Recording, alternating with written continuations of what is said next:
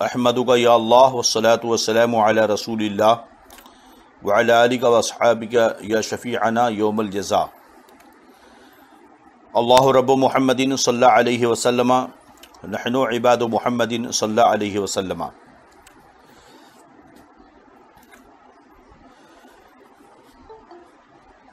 بے پناہ شکر و احسان اللہ رب العزت کا کہ اس نے اپنے پیارے حبیب صلی اللہ علیہ وسلم کے صدقے و طفیل ہمیں یہ سعادت بخشی کہ ہم درس بخاری میں شریک ہو رہے ہیں۔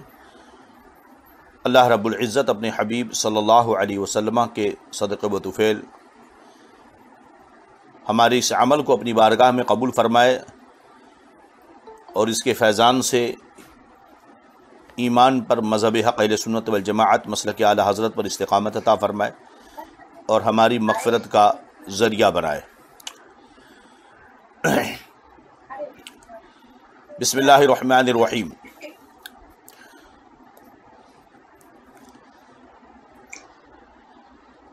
حدثنا الحمیدی قال حدثنا سفیان قال حدثنا یحیی بن سعید الانصاری قال اخبرنی محمد بن ابراہیم التیمی انه سمع علقمة بن وقاص اللیثی یقول سمعت عمر بن الخطاب رضی اللہ عنہ علی المنبر یقول سمعت رسول اللہ صلی اللہ علیہ وسلم یقول انما الاعمال بالنیات وانما لكل امرئ ما نوى فمن كانت هجرته الى دنیا یصیبها او الى امرأة ينكحها فهجرته الى ما هاجر الیہ۔ کل کے درس میں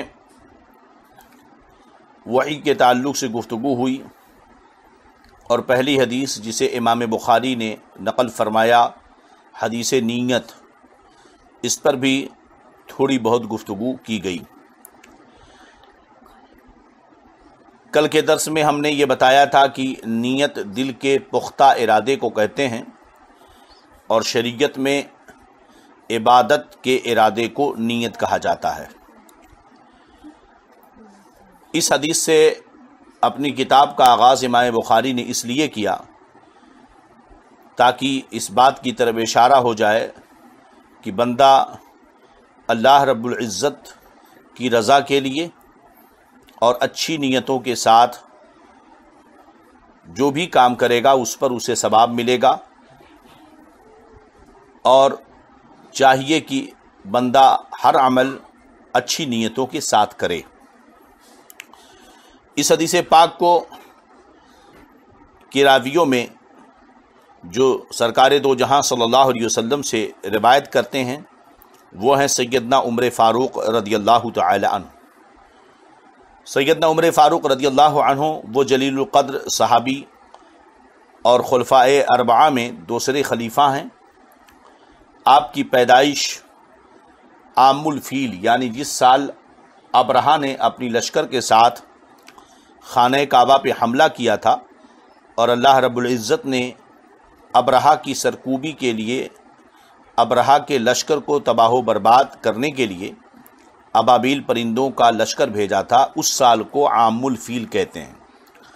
حضرت عمر فاروق رضی اللہ عنہ کی ولادت عام الفیل کے 13 سال بعد ہوئی اور آپ نبی اکرم صلی اللہ علیہ وسلم کی دعا کی برکت سے 39 مردوں کے بعد آپ نے اسلام قبول کیا، یعنی 39 لوگوں کے بعد۔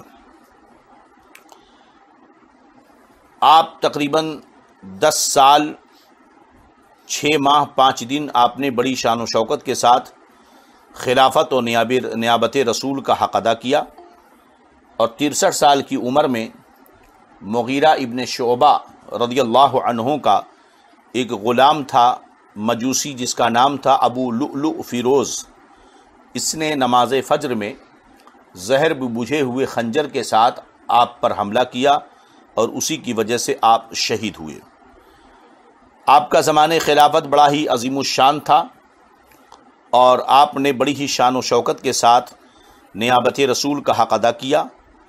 آپ ہی کے زمانہ خلافت میں اس وقت کے 2 بڑے فرعون، روم کا بادشاہ قیصر اور ایران کا بادشاہ کسریٰ، جن کی حکومتیں ہزاروں سال سے تھی، یہ جابر و ظالم کفار و مشرکین میں سے تھے، حضرت عمر فاروق کے زمانے ہی میں ان کی حکومتیں تباہ و برباد ہوئیں اور اسلام عراق، ایران، بلوچستان، شام، فلسطین، مصر وغیرہ میں اسلام پھیلا اور اسلام کی شان و شوکت ہر جانب بیٹھ گئی۔ اس کی پیشین گوئی، اس کی خبر نبی اکرم صلی اللہ علیہ وسلم نے بہت پہلے دے دی تھی۔ آپ کی کنیت ابو حفص ہے، فاروق اعظم آپ کا لقب ہے۔ آپ سے تقریباً 537 حدیثیں مروی ہیں۔ صحابہ کرام میں عمر بن خطاب کے نام سے یہی ہیں۔ اب یہاں پر پڑھنے لکھنے میں بتا دیں ایک ضروری چیز کہ ایک ہے عمر لکھا جاتا ہے واو کے ساتھ اور ایک لکھا جاتا ہے بغیر واو کے۔ تو جو بغیر واو کے ہے وہ عمر ہے، اور یعنی حضرت عمر فاروق رضی اللہ عنہ کا نام عمر، عین پر پیش اور میم پر زبر عمر، اور بغیر اور واو کے ساتھ جو لکھا جاتا ہے وہ ہے عمر۔ تو عمر یہ حضرت عمر فاروق کا نام نہیں بلکہ عمر حضرت عمر فاروق رضی اللہ عنہ کا نام ہے۔ بہرحال اب یہاں پر حدیث نیت کو امام بخاری نے نقل فرمایا۔ اس پر ہم نے کل یہ بات کی تھی کہ حدیث پاک کے الفاظ ہیں انما الاعمال بالنیات، کہ اعمال کا دار و مدار نیت پر ہے۔ حدیث کے الفاظ کا ترجمہ کر لیں، انما الاعمال بالنیات، اعمال نیتوں کے ساتھ ہیں۔ کیا مطلب؟ صاف وضاحت نہیں ہو رہی، اعمال نیتوں کے ساتھ ہیں۔ اب یہاں دو صورتیں ہوں گی، اعمال نیتوں کے ساتھ صحیح ہیں یا ایک ہی اعمال کا ثواب نیتوں کے ساتھ ہے۔ تو اب دونوں میں سے کوئی ایک چیز ہوگی۔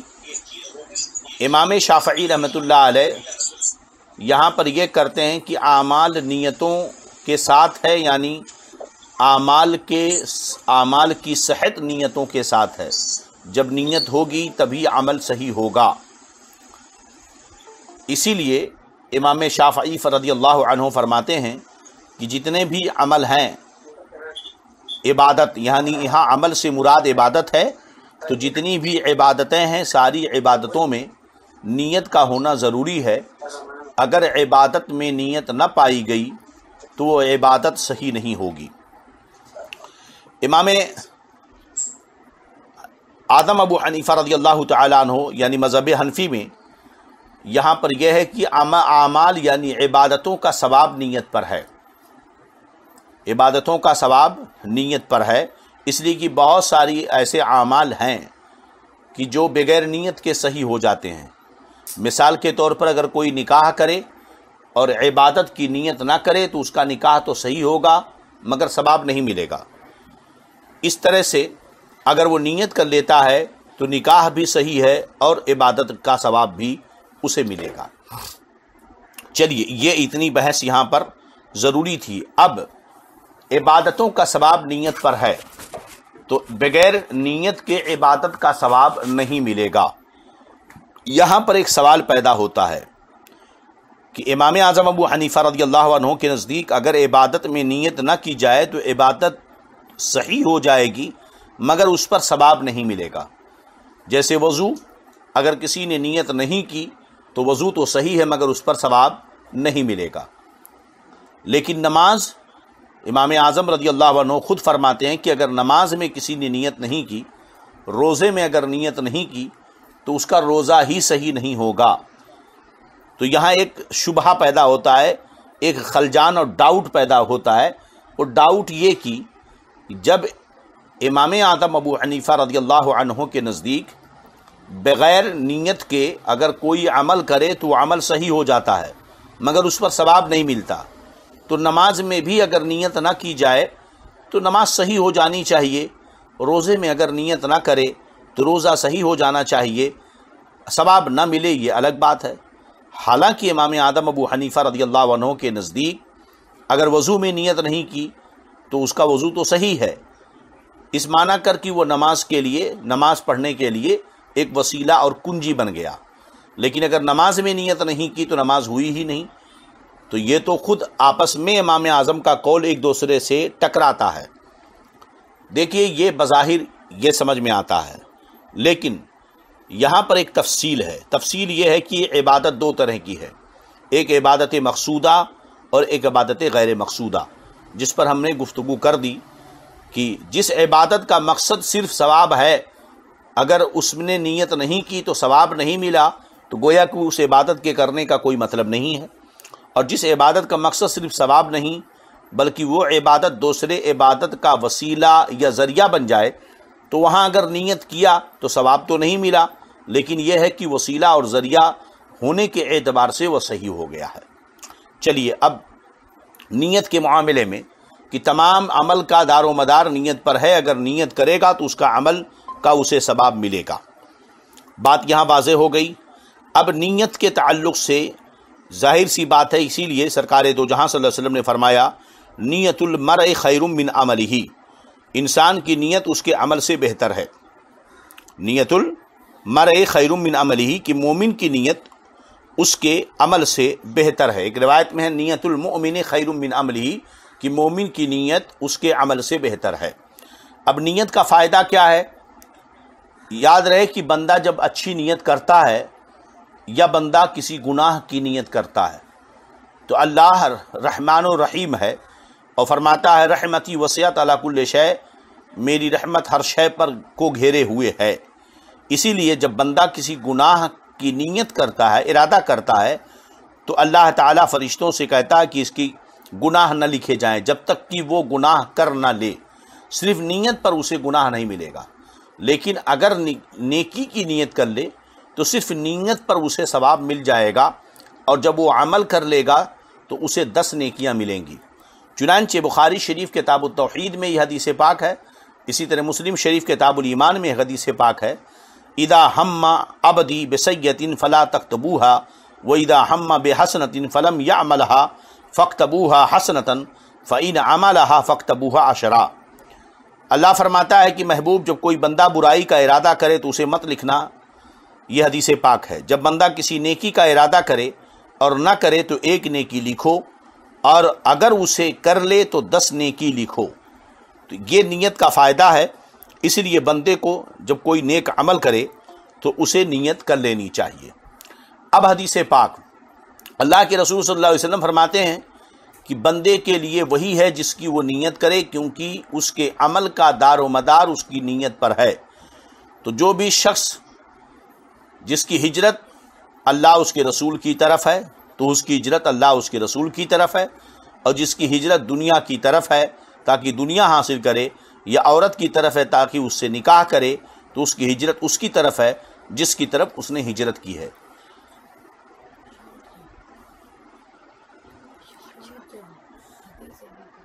ہاں اب یہاں پر دیکھیں، سرکار خود فرماتے ہیں کہ ہجرت کرنے والے، اس حدیث پاک سے کیا پتہ چلا؟ ہجرت کرنے والے 2 طرح کے لوگ ہیں۔ ایک وہ جس نے ہجرت اللہ کی نیت، ہجرت اس نیت سے کی کہ اللہ اس کے رسول کا حکم ہے تاکہ اللہ اس کے رسول راضی ہو جائیں، تو اس کی ہجرت اللہ اس کے رسول کی طرف ہے، اور وہ مہاجر ہے، اسے ہجرت کا ثواب ملے گا۔ اب دوسری بات، جس نے ہجرت اس نیت سے کی تاکہ وہ دنیا حاصل کرے یا کسی عورت سے نکاح کرے، تو اس کی ہجرت اس کی طرف ہے، یعنی وہ بھی مہاجر ہے مگر اس ہجرت کا ثواب نہیں پائے گا۔ تو بات سمجھ میں آ گئی کہ اگر عمل میں نیت ہے اللہ اس کے رسول کی رضا کی، تو اس نیت کی وجہ سے اسے ثواب ملے گا اور عمل بھی صحیح ہوگا، اور اگر اس کی نیت اللہ اس کے رسول کی رضا کی نہیں ہے تو عمل تو اس کا صحیح ہو گیا مگر اسے اپنے عمل پر ثواب نہیں ملے گا۔ یہ اس لیے کہ اگر یہ کہا جائے کہ اگر نیت نہیں ہے تو ہجرت ہی نہیں ہے، تو معاذ اللہ جو صحابہ جو لوگ ہجرت کرے ان لوگوں نے گویا کہ اللہ کے رسول صلی اللہ علیہ وسلم کے حکم کی خلاف ورزی کی ہے اور وہ گنہگار ہوئے۔ حالانکہ حدیث پاک میں یہ بات نہیں ہے، بلکہ انہیں بھی مہاجر کہا گیا جن لوگوں نے ہجرت کی ہے۔ اب ہجرت کا معنی کیا ہوتا ہے؟ ہجرت کا ایک معنی ڈکشنری میں اور لغت میں ہے کہ ہجرت کے بارے میں کا معنی چھوڑنے کے ہے۔ چنانچہ ایک حدیث پاک میں اللہ کے رسول صلی اللہ علیہ وسلم ارشاد فرماتے ہیں المہاجر من حجر ما نہى اللہ عنہ، مہاجر وہ ہے جو چھوڑ دے وہ چیز جس سے اللہ نے منع کیا ہے۔ تو یہاں دیکھیے ہجرت کا معنی چھوڑنے کے ہے، مگر شریعت میں ہجرت کہتے ہیں دین بچانے کے لیے ایک جگہ سے دوسری جگہ منتقل ہونا۔ اب یہ ہجرت کبھی فرض ہوتی ہے، کبھی واجب ہوتی ہے، کبھی سنت